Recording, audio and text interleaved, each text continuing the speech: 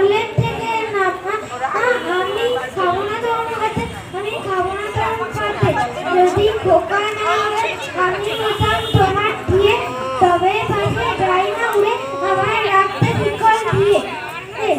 সত্যি করে বল আমায় করিস না মাছাল, বলতে আমায় হাতে মাখামাখি, শিকল কেটে দিতে চাইলে পাখি, তবে নামিয়ে দে মা, আমায় ভালোবাসিস নে মা, আমি রবনাথ বলে আমি বলেই যাবো চলে। নমস্কার।